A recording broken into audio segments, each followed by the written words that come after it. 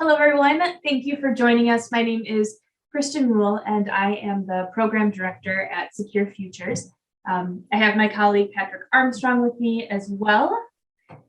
And he will introduce himself more when it comes to his section of the presentation. But just to start off, we wanted to say hello to everyone and just let you know we're so excited that you're here with us for this workshop. And we also have one of our featured speakers, Rachel Vonderheide, with us today. She'll be speaking a little bit later from Milwaukee Lutheran. So thank you, Rachel, for joining us and supporting us with this webinar. So what we're going to be talking about is our Money Path program. It's the big one we've really been pushing for the last couple of years, big new one, exciting one, and really trying to show how Money Path helps connect between academic and career planning work and personal and financial literacy curriculum, right? Like Money Path sits in between these two and really brings together all sorts of pieces that relate to that curriculum and all of that work that you're expected to be doing with your students throughout the year. And now just to touch on really briefly who we are as SecureFutures, if you are not familiar with us. We have been doing a lot more outreach to people who might not have known us before, as well as those who we've been partnering with for a few years. So I just wanted to touch on this, that we are a nonprofit. We are based in Milwaukee. We serve the entire state of Wisconsin, though. And we have been doing this financial literacy work in high schools and other community-based organizations that serve teens for 15 years. And it has been our sole focus, right? A few key programs, all of our energy is put into financial literacy for high school students, which makes us very, very focused and very outcome driven. That's a big part of who we are. We want to know that we are providing quality programming and that it's actually having an impact on the students beyond just they learned a new fact, right? But do they actually change their behaviors or develop new behaviors as a result of our programming? Another part of that is that we are very feedback oriented. So we love to hear from our partners who are using our programming. We welcome all of your feedback. So anytime you've got something for us, let us know. We incorporate it into what we do.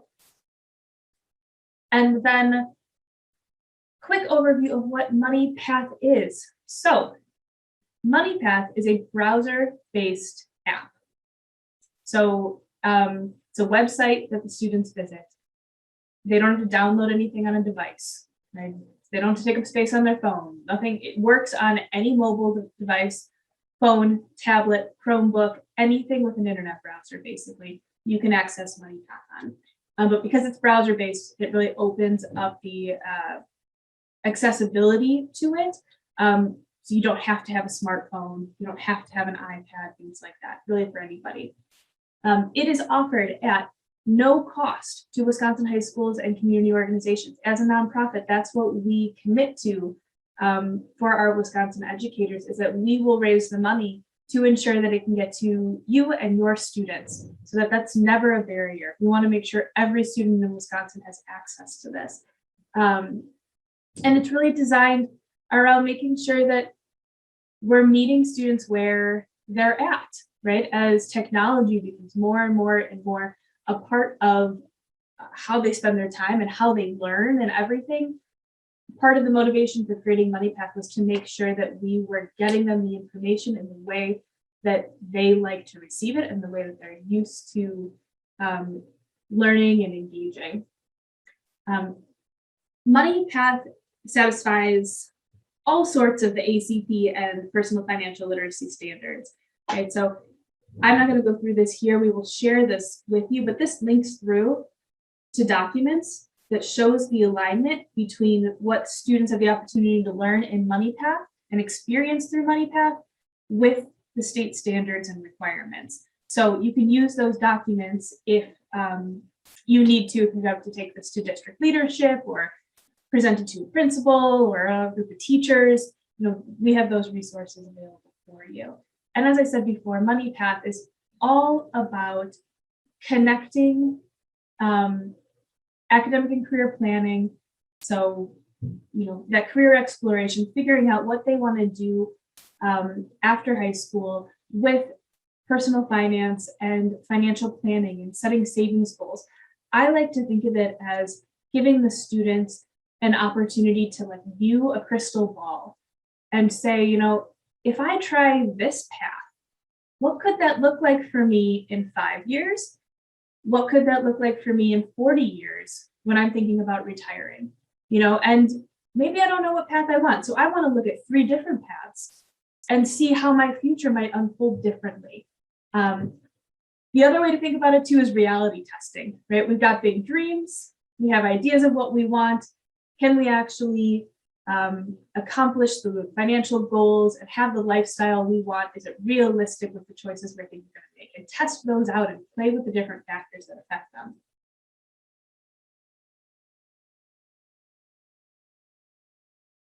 How have you been using this, right? For our teachers who have used it already, what has been your experience? And Marianne, where do you think you could see this living? And we'll also talk more about some of the best practices and all of that.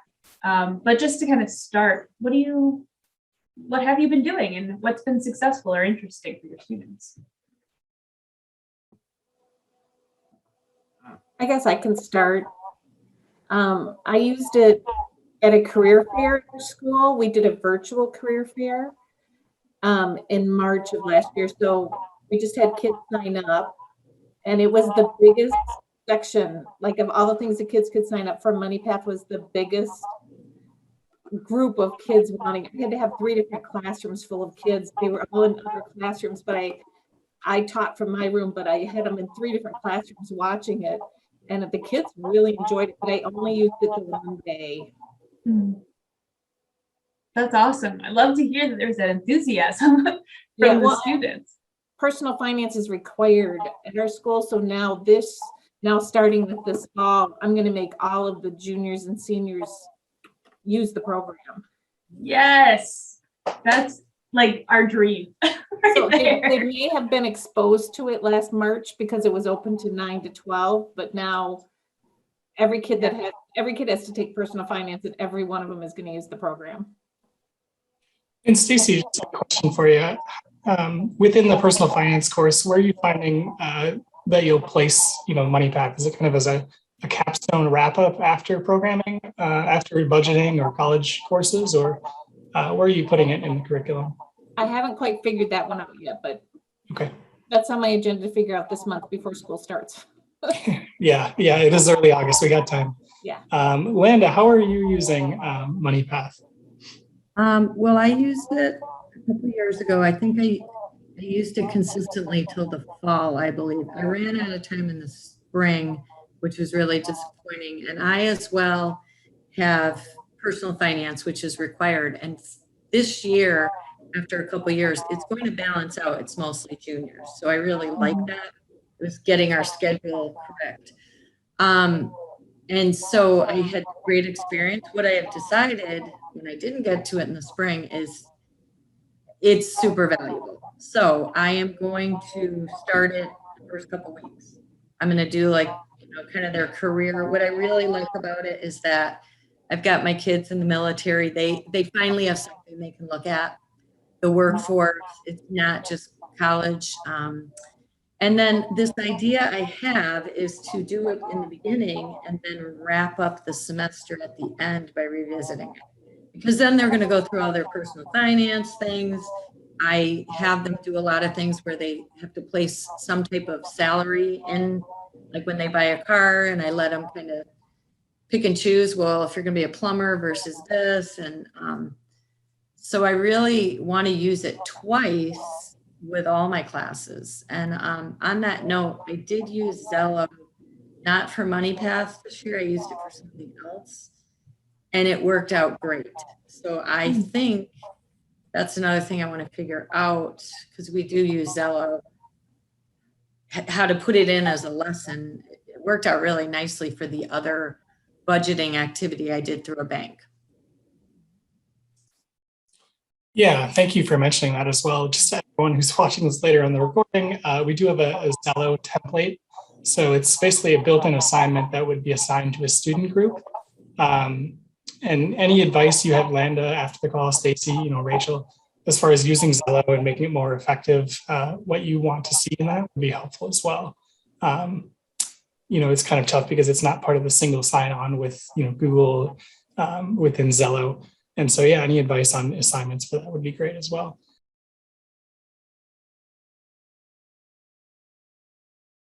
And then finally, I want to introduce Rachel Vonderheide from Milwaukee Lutheran. Maybe you can walk through, you guys had a really interesting setup for using MoneyPath over the last couple of years. You walk through kind of the impact of that and where you Yeah, curriculum. definitely. So I teach junior and senior personal finance. And when I initially started using MoneyPath, it was kind of, we put it in, we did it, we had the volunteer come in for a couple days and work through it. And then that was the end of MoneyPath. And I think it's an extremely helpful program. And it sounds like most of you are familiar with it already. But so I wanted to incorporate it more into the curriculum for my students. So we use it kind of throughout the semester now, and it ends up being a huge part of their final project for my class. And if they don't do MoneyPath, they're not going to get a passing grade on that project. So I can kind of talk through like what that looks like and how I use that. So my first unit that I do with them is Money and Society, and then the second unit, which the first one's short, and then the second one is income and taxation. So when we start getting into career research and everything like that, that's when I introduce them to MoneyPath. So they go in there and they have to create 3 different paths for themselves. And I've seen that it really forces them to think about what they want to do. So you get that benefit from it, because a lot of times they think, oh, I'm going to be a YouTuber. You hear a lot. So this makes them actually find more practical jobs and just kind of see like what salaries and comparing that.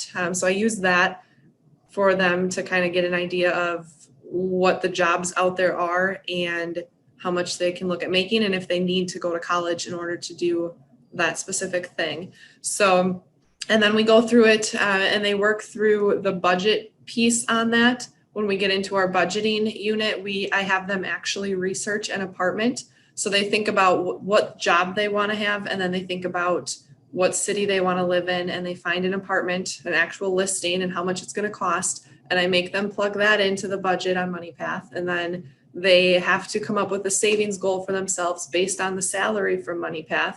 And they have to plug that into their budget. Same thing with investing, plug that into their budget. And then they also have to find a car and look at a car payment or a lease payment, and they have to plug that into their budget. So I'm trying to get them to make it a very practical image of what life will look like their first year out of school, whether that's working full-time out of high school or working after they get their master's degree, whatever it is that their path is. And then they do a big presentation on all of this plus other things, but MoneyPath is tied into many of those, and they have to take a screenshot of their budget for me so I can see they actually did it. And, then they have to make adjustments to it. I do plan on using it more, incorporating it more this next semester too, now that COVID's a little bit behind in terms of the classroom, being able to be back full time with the students. So I want to utilize the goals sheet screen and the retirement screen more with them too, and having them really play around with those and incorporate those in their final project as well. But it kind of is the backbone of the final project, and all of our units tie into that final project for them. So it's a huge benefit to have. And the thing I like most about MoneyPath is that it's a really big eye opener for them. So I've had multiple conversations with students when we're looking at student loans, and when they're plugging in their real information, and they see, like, I had a student who wanted to be an art major at a school, just a bachelor's degree, and she was going to have over $100,000 in student loans.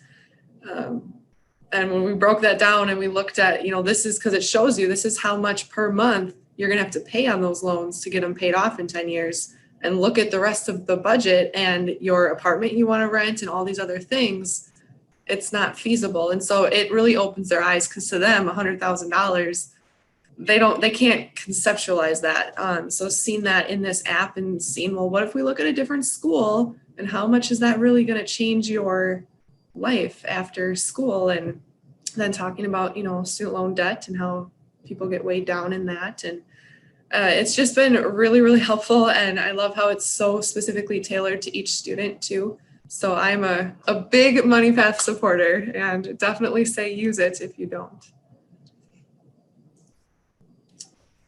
Awesome. Thank you. Yeah. I think it's so valuable to use it throughout a semester as well. To keep coming back to it, right? That's the advantage, is that they have this tool with them throughout the high school, throughout college, to kind of get an informed perspective. And I think your point of not knowing, the difference between $80,000 in student loans and 20, those are both big numbers. But it kind of puts in perspective in an actual budget what that looks like.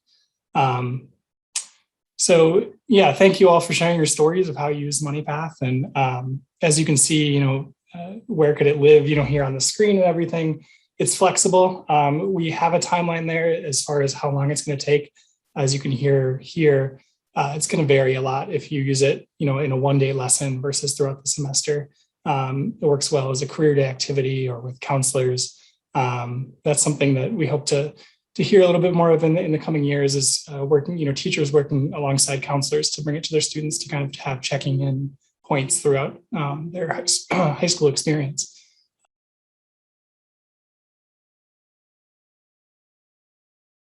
And Nick, want to introduce yourself, and then you can just roll right into what you have to share. Well, they helped me out with their comments to throw out some ideas. I love that guidance counselors in the house. That's good. I think that's really important for a school culture. I think everyone should know how to utilize the MoneyPath app tool, from administrators to counselors to whoever's going to work with kids, because everybody has access to the kids. They might have access to helping a kid make a choice, and the MoneyPath app's huge for that, efficient wise. But I'm a business teacher. This is my 5th year in Milton, going in my 22nd year overall. I teach financial literacy and employment skills. I started off, and my administrator 5 years ago said, we need to create a post-secondary plan. So I created one that was, I guess I was told, pretty darn good.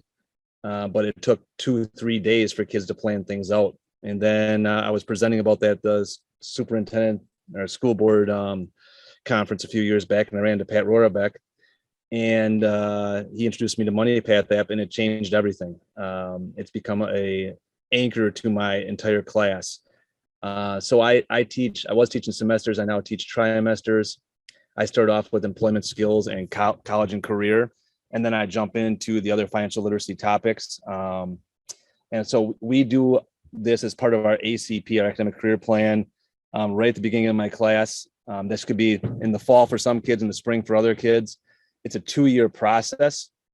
Okay, so when we're using the MoneyPath app, it's getting built into, which we're going to show you in a few minutes here, the presentation for ACPs. So they start with the MoneyPath app in my class as a junior required class. Every kid goes through my class. And then at the end, they're going to make some changes along the way using the MoneyPath app, but they're going to present a presentation, ACP presentation, to a panel before they are allowed to graduate. And that panel includes an administrator, a homeroom teacher, and a community member. And these are amazing. People, I know Pat came and saw our kids present, and he was blown away this spring. They step up way more than I would ever expect kids to step up, but they do. I mean, they raise the standards. So I guess I should expect them to, but they always blow my mind when I go watch those things. Okay, that's what I'm trying to say. So that's a 2-year process. But can we jump into that presentation and into my slideshow? So we have this slideshow that they're filling out and utilizing along with the MoneyPath app, and I just got a blank. I kind of took some from different people because I didn't want the kids' names necessarily on it. So a slide, what class they're in, their personal statement. Now this is going to be done during the senior year, so it's been thought of over 4 years and done and redone in homerooms. And our homerooms are typically once a month. They're going to start being once a week here when we go back. So we'll just fly through some of these until we get to the MoneyPath app ones. What different things do they do throughout their high school career to prepare for the end? Like as far as career related, what schools did they visit? Do they go to our job fair, our reality check, which is personal finance? Did they go to career day? What other things did they do? We can jump to the next one there. Thank you. What were the activities that they were involved in? Like it blows my mind how busy my students are. Probably the same for you all. And then there'll be a 1 or 2 or 3 that are just like very little.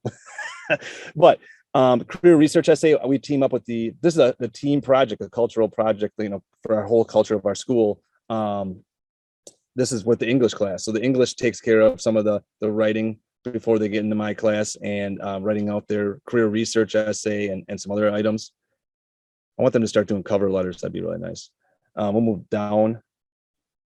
And then we talk about their post-secondary plan. I want them to put into words what MoneyPath app is going to be like as they look at, a lot of our kids go to 4-year colleges. What's it going to cost? How are you going to get there and back? Who's going to be helping you?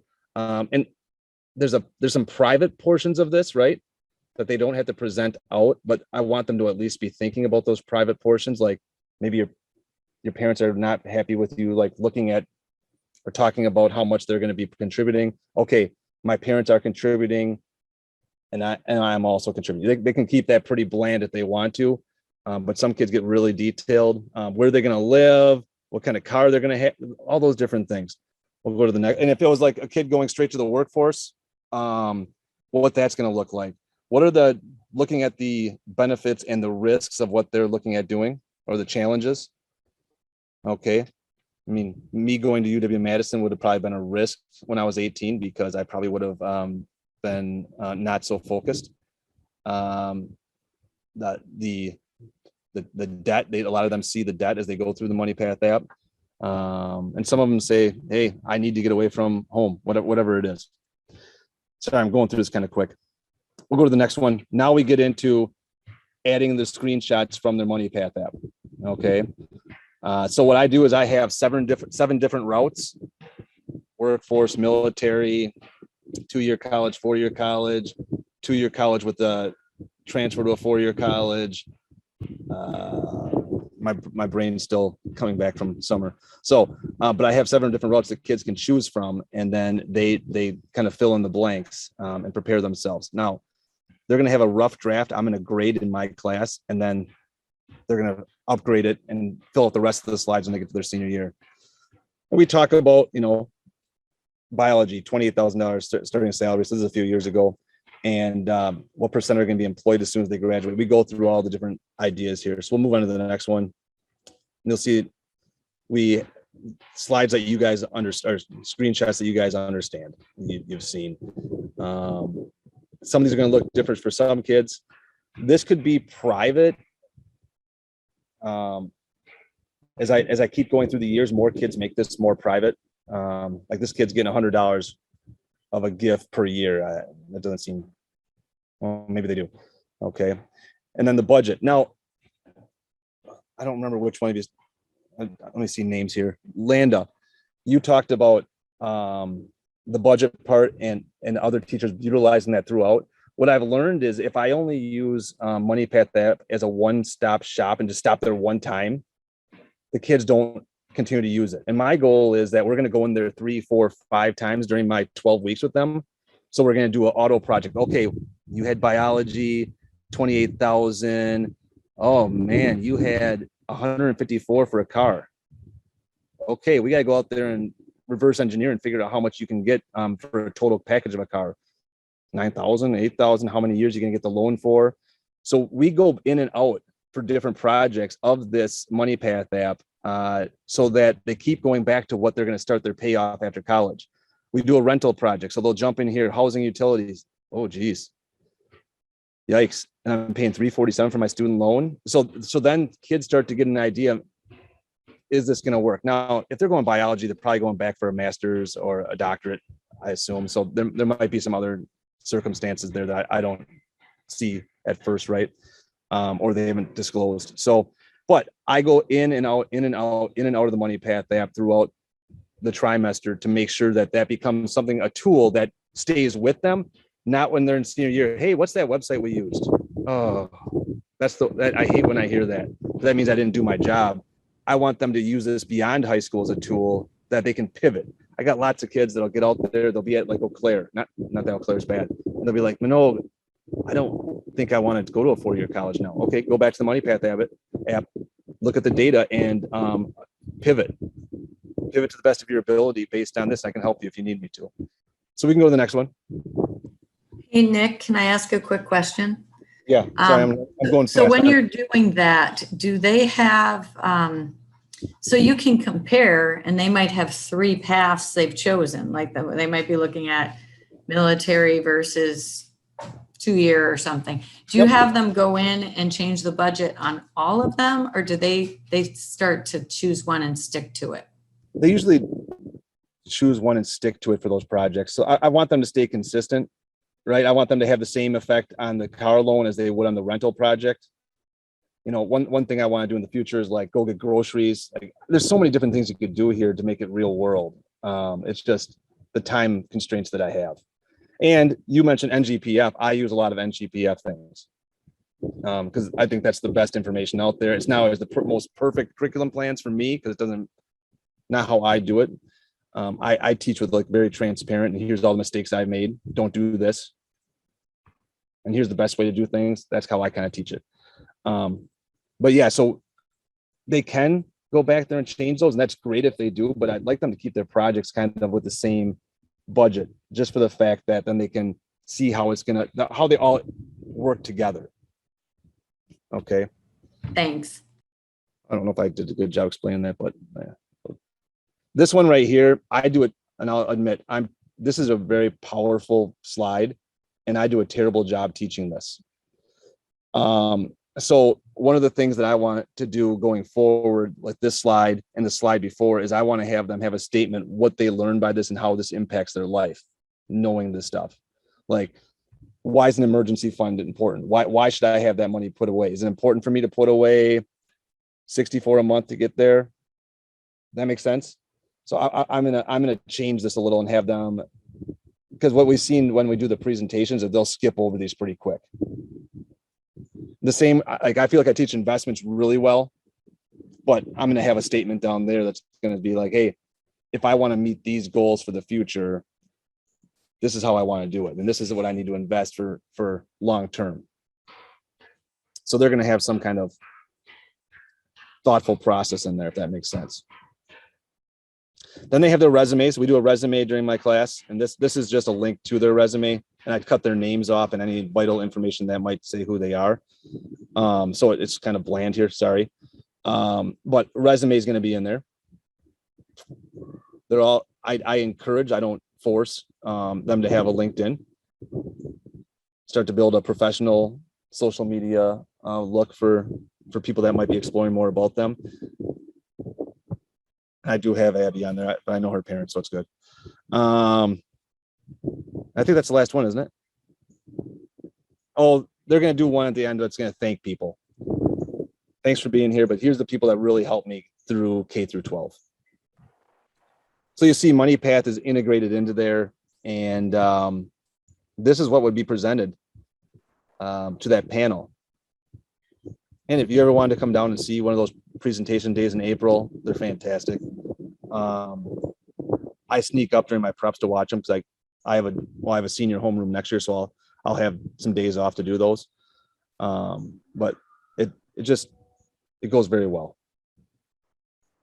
And I'll say this, as I look at Money Path app being part of that, it made this so much more efficient, so much faster for the teacher, so much faster for the kids. And I was just talking to somebody about Money Path. I said, it's just, there, she's updated it. Look at that.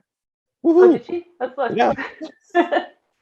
She's now a medical laboratory technician. Yeah. There you go, Abigail. Yeah, so that's cool. She's updating it. So She spelled technician correct too. She had it wrong on her first one. did she? Did anybody else catch that? Well, that's one of those things I learned about juniors in high school. Like, Yeah. they don't, and we're going to do a better job teaching as a business department this year. They don't look at how they display themselves in a classroom setting publicly. They don't see how people look at spelling. They don't see how people look at not capitalizing names. They seem to get that later. It's weird. It's weird to me. But what I was saying is, like, it's just an efficient tool for everybody to get the information they want and make the judgments and decisions that they need to maybe use their money more efficiently. And maybe I'm just preaching to the choir, so I don't know. Thanks, Nick. It's awesome to see how, this has evolved from like the first year when you've used it, and it's just like you said, kind of become integrated into this bigger work that you do. Which I think that when we got connected with you, we were like, that was one of the first times we were like, oh, this could be bigger than what we even thought it could be. Like, you give this tool to our educators who, you have your goals, you know what you're trying to do with your students, and you can dream up something even better than what we had thought about. And so I don't know. I love hearing about all of your ideas. But I still think it comes back to, it needs to be a tool that's used by everybody. It's not just the business people, it's not just the counselor. It's got to be a tool that is just throughout the whole place. The administrators need to know it too. Because like you're like, I was telling somebody earlier today, because I talked to somebody from the school board. I was saying the administrators should know this. If they have a problem with the kid and they're like, well, what's your goals? And then they can sit down with that Money Path app and maybe like, hey, well, let's see how we can get you there. And how I can help you to get through here, to get through that, and there's so many, just another way to help and encourage kids. Yeah. And get to know them and like really understand who they are as individuals and where they want to see themselves go, which seems really valuable in a variety of different applications.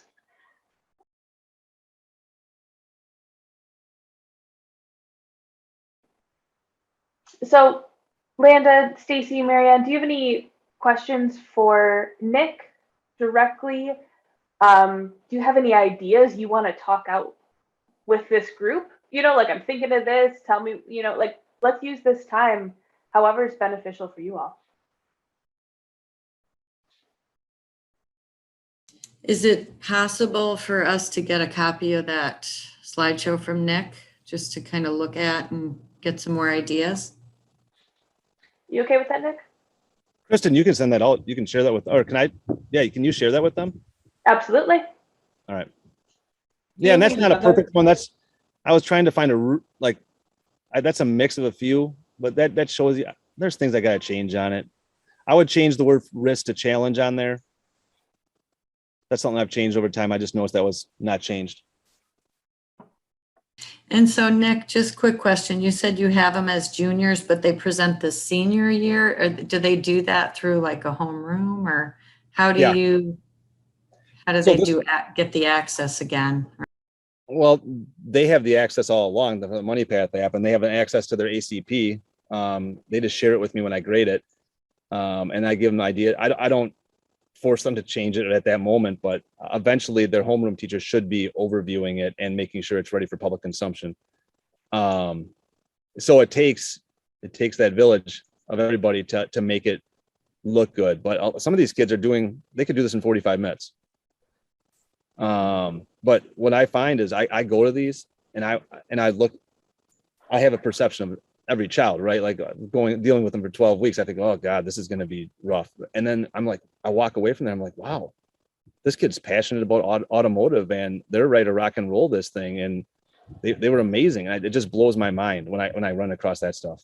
So I think that's really unique. Your point about the homeroom teachers and how you mentioned with the English teachers, it's a very integrated process throughout the whole school. And you've got people, because I feel like that's common. It's like, well, I talked to them when they were juniors, but how do I get back to them when they're out of my class? And so there's this, it seems like adoption and like prioritization of ACP within Milton that like allows you to have those connections. Yeah, I should talk about that probably. Like I came in 5 years ago and my principal was amazing and our career college coordinator, who was my position before that, teaching personal finance, they did all the groundwork with the school board and made this happen. And then they just brought someone in that was going to run with it which was me, but I had everything around me to make it work perfectly. And since they had the vision and I was able to take that vision beyond what they were hoping for, I guess. And it's a great collaboration of a bunch of educators, and I'm fortunate to have had that opportunity. If I didn't have a good administrator that was going to let me run, and I didn't have people working around me, it would not be what you're seeing today. Stacy, did you have a question? I saw you unmute before. Oh, I was just wondering if Nick had any paper copies you could share with us, like with different things that you did with that too, because that was amazing. Paper copies. I have some things like, I don't know. I have a lot of presentation. I build all my lesson plans in PowerPoint or Google Slides. So like everything's there. I don't really have paper. Trying to think. I have some prep tools. I could, Kristen, I could send you like the templates. Okay. They're not updated for this year yet because, like I said, I'm not looking at anything probably till the 23rd. I'm staying away from school as much as I can. Yeah. You know what? I've already got an email chain going for Landon, Stacy, and Marianne. So I will reply back to that, attach this presentation, and add you into that email. And then, if you've got stuff you want to share, as you're able to. Yeah, I have different templates I can throw out there. God, it's changed so much over time. I'm trying to think of the different things I have. Yeah, I mean, and you can email me. I can also share my whole Google Drive if that was my whole class if we needed to. So, which is like 4 different renditions, but that's okay. It's always an evolution. So sorry, yeah, I don't keep paper anymore. I just kind of go, I feel what works, and I talk to my administrators and other teachers and see what works. And yeah, that I don't know. I take 2 days to do the ACP, and then I give them a 4-day kind of span to get it done. The one thing I wish I was better at is that I need to get parents more involved. And sometimes it's good if your parents are involved, and sometimes it's bad because some parents only want their kids to go to college and their kid wants to be an auto tech. And that's rough to watch. Yeah, it can really open up some difficult conversations that they may or may not have already been having. Yeah. But, it's always interesting to me, like a parent wants a kid to go to college, but they're not willing to pay for it. And I'm like, to the kid, I'm like, well, you're going to end up paying for whatever you're going to do then. Like the weird conversations that you can come across over 5 years, it's sad or exciting sometimes. Do you ever have parents come to those presentations that they do at the end of the year? I have parents that work them. They don't necessarily see their own child's. Okay. Oh, Yeah. but they Our do community other people's. Okay. Yeah. But we have a really strong community base that is in our schools. I have 20 to 25 speakers in my class per semester. And they give me full days 2 or 3 times a year. So those people all come into those things too. That's been a big component too, bringing a lot of experts in. So, yeah. But yeah, I'm trying to think of, I know parents were there. I'm not sure they watched their own child's. That makes me think of the question about parents. So, Patrick Armstrong, so my colleague who you all know for scheduling and stuff like that, he and I were having a conversation with some of the staff at CISA 1 and Regional Career Pathways person and their ACP person. And they asked us about what we might have for parents, any materials or resources. And we've never really, SecureFutures, designed anything specific for engaging parents into any of our curriculum. But what they said is, as CISA, we're going to be going to the districts and asking them that question. How are you involving parents in this ACP work? So they said, if you can provide something that helps your educators do that, that'll trickle back up and be successful for everybody.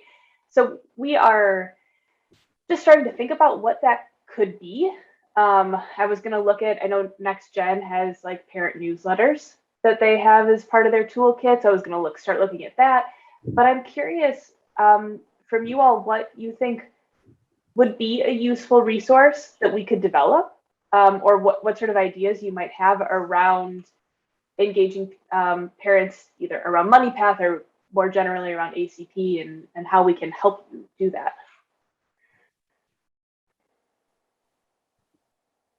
I like to learn that too. Everybody got the same question. Hey, I see Amy's here, by the way. Yeah. Hi, Amy. Amy is a Milton, one of our Milton awesome team. Hi, everyone. I'll turn my camera on too. Sorry, we were moving, so I was trying to get everything in my office and completely spaced on time. But Nice to see you. yeah, no, I know when I quick came in here, you were talking about ACPs, and I don't know if the question was if you allowed parents to be on the panels. Okay, so Question. yes, we've encountered where we did have a district volunteer that is a teacher in the district wanted to be on the panel for their son. And we decided not to allow that because we thought that then that would change the dynamic of the presentation. And sometimes parents tend to cut in and try to elaborate for kids and take over the conversation. So we wanted it to be about the student. So we don't allow them, but we do have junior meetings where we talk about planning for college and things like that. And all parents are invited to attend, where we do talk about our academic and career plan and what the student's going to be required to do.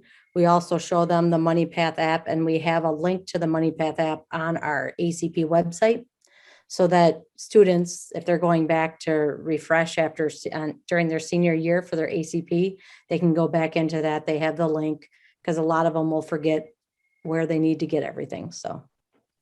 Well, I'm glad you showed up to answer that, because I didn't have a good enough answer there, and you have a full picture. I was just telling them how great, like, we have a great team, and we have a supportive administrator and school board that allows this to be awesome. And Amy does all the groundwork on setting up the ACPs, and she was teaching financial literacy at Milton before I was there, and this is you pushed and pushed and pushed to get all this. So yes, it's been quite the battle, but now I feel like we're on a good path.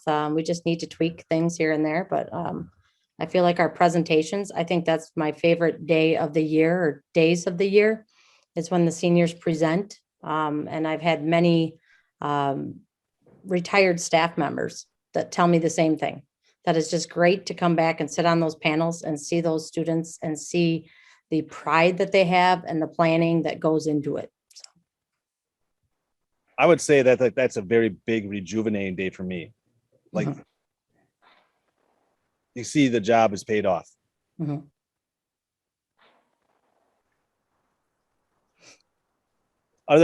Amy, I just showed them the presentation, like an old mixed up copy of different people, with only one person's name on there. I left on there. Mm-hmm. What are some things that you like about having MoneyPath app as part of that? And what are some, are there things that we need to fix? I think for students, they have a hard time with the budgeting and the money aspect of it. They don't know where to get the data for how much that college is going to be, because they can search and search and search on websites for each school, but it's really difficult to find the bottom line. So MoneyPath is kind of a one-stop shop for that, which is very helpful for them. And at least it gives them a guideline of what they need to look at.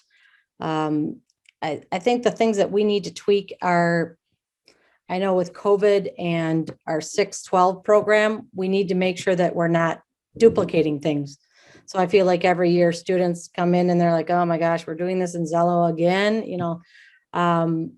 and creating new and innovative things. So we started a trades fair. We do a job fair for students, a career day. So, different events like that, because in our last 5 years of doing the trades fair, we've had a huge increase in students thinking outside of the box of just college. And so that has really bloomed in that, but we need to create that and continue it further. So, and then helping them with that. And if I could control the trades and get their processes down smooth, I would be so happy. So Amy works her butt off to get kids jobs or find them internships or apprenticeships. She's always working her tail off. I mean, I'll see her on Facebook and she's like, "Hey, I'm looking for someone that wants to be an electrician. Who can help me get them into a trade?" Yeah, always advocating. So it's awesome. yes, I just connected a student just today. She's interested in being a nurse and she wants to think about doing the Air Force to pay for that nursing. So now I found a former student that did that. And so I've connected them. She answered all of her questions and then now they have each other's email address so that she can ask her other questions that come up. We're planning a field trip then, because another one that I thought maybe she should be exposed to was the Air National Guard in Madison. I've taken students there before on field trips. So then I put that out as an open career activity for students to participate in. And we'll go up to the Air National Guard and they'll tell them all the different specifics about their program. What's your exact job title? I always forget. College career coordinator? Oh, yeah, school to career coordinator, but a lot of districts say college and career readiness coordinator. Sorry, Kristen, I took over with the questions. No, please. That's great. And thank you so much for inviting Amy, because obviously there's a ton of value having you both on this call. Any other questions, comments, suggestions? Yes, ma'am. I wanted to offer, because I know one of the questions before Amy jumped on was how can we possibly involve families a little bit more? At my school, we work up throughout our grades and we do student-led conferences all the way through. So our freshmen are doing them, all the way up until they have to do, our students graduate by portfolio defense. So their ACP is wrapped into their portfolio as well. And again, Amy, we're only 5 years old, so we're still building all of our processes at my school. But I think that the student-led conferences really help because those conversations with families can start earlier. And last year with Zoom, we really revolutionized and we were able to do those over Zoom then, and that really opened it up for families to attend. I have a lot of families that are, working multiple jobs, so it is hard for them to get to the building, but when they could just join on their phone or something, then they were able to see their student present everything. And then I think it helped with some of those conversations up front. So that way, when they get to their junior, senior year, it's not as much of a conflict because they kind of understand what their child's been thinking about all along. Because usually the plans don't change too drastically. I mean, they might tweak a little bit, but a lot of students really do kind of understand where they're going, even though they don't know it. So just an idea. I don't know if that's possible for you all at your school, but it's been a really cool process. And we do a slideshow kind of like that, where the students fill in their template. So I appreciated seeing that, and it validated my school as well. I just texted Amy. She probably didn't look at it yet. I've been saying that for several years. We need student-led conferences because we talk about test scores. That would be and now we're going to have students in our homerooms every week. I love that idea. Love that idea.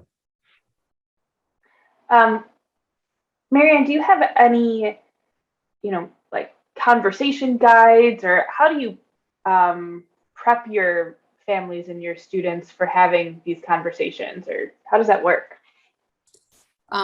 So similar to what Nick shared, we do have a slideshow template that we've used. We also have, we had a template that was a couple years ago that we were using, just kind of a script for students so they could just fill in what they wanted to say.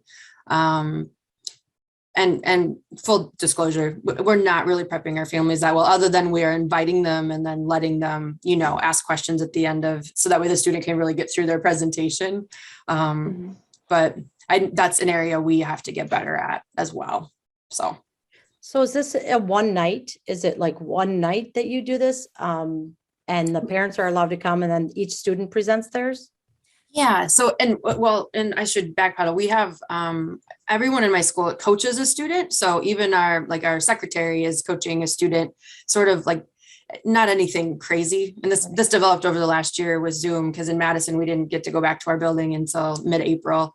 So it was kind of a way to keep tabs and make sure a kid knew who to contact if they had a question about, like, where do I find this link? Where am I going? So I'm just like, is it all conferences? So it's like conferences during their We do it junior- around, yeah, we do it around our district conference time. So we do have a day and then an evening. And then, we do have some outliers that we'll have to do at different times, just so that way we can let that student get that experience still. But usually those are, it's maybe a handful of students that we have to schedule at odd times. So, yeah. Yeah. And so then parents know then, because it's on the district calendar. That's kind of nice. We just don't have a lot of parent participation. And so Mhm. that's been frustrating. So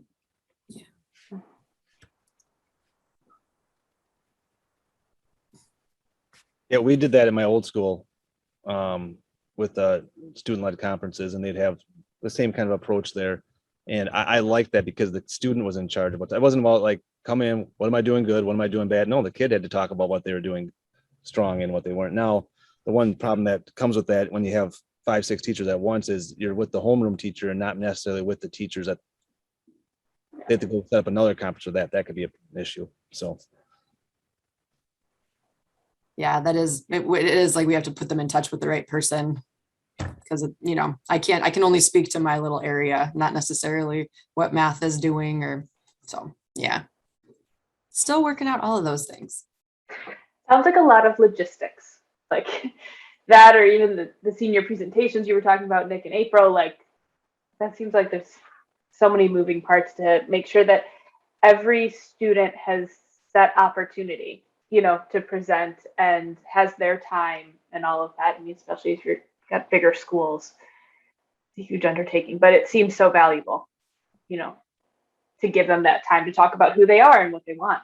And I like with the student-led conferences, how they're doing, if it has to come out of their mouth, it's probably be held a little bit more accountable than if it's just somebody else saying it. How long are your presentations in April, Nick?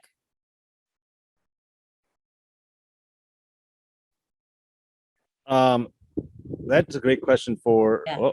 what's going on It's here. That's a great half question. hour. Yeah, we schedule students every half hour. We have about 6 to 8 presentations going at the same time. And it takes us about 3 days to get through all of our students because we have about 280 in a class right now. Between And- 250, 280. And you're talking 6 presentations at one time. So that's 6 homeroom teachers that have a sub. Yes, Potentially, that's 6 administrators from different buildings. and So volunteers. So, yeah. we have a really good community of volunteers. Yeah, so we have at least 1 to 2 volunteers on each panel. We have at least 1 to 2 administrators, school personnel. We have the homeroom teacher on the panel and then the student. So it can be anywhere from 3 to 5 to 7 people that are on each individual. And so it's from 7:30 a.m. to 4 p.m. every day. And about 6 or 7, sometimes 8 at a time. We have different setups in the library and different rooms. And Amy sets that all up along with the food for the volunteers and You have to feed your volunteers. and also she takes in lots of emails and calls from kids that are freaking out. Yes. And during COVID 2020, we actually did every ACP virtually. And so we scheduled them. I had volunteers on them. I had their homeroom teachers on them. And we had every kid present. So it actually went pretty smoothly compared to what COVID normally did. So I think I can send a video of Mandy Sullivan doing her presentation to y'all too. Mandy's okay with that. it's on the website too. Is it? All right. Yep. I have all those on the website. I gotta look at the website. Well, I have a revamp ready. It's just there's links on the old website right now, but it will be prettier soon. Well, we're just at 12:45, just at our time. Before we log off, any other final questions or comments? No? All right.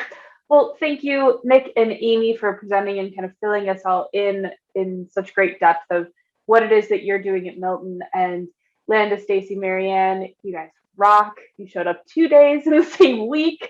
I hope it was useful and that you got some value out of it. And this will help you plan for what you would like to do coming this school year and beyond. And just know, we're here as a resource, and we're ready to have more detailed conversations with you when you all are ready. But, let's soak up those last couple weeks of summer, and hopefully we'll hear from you all soon.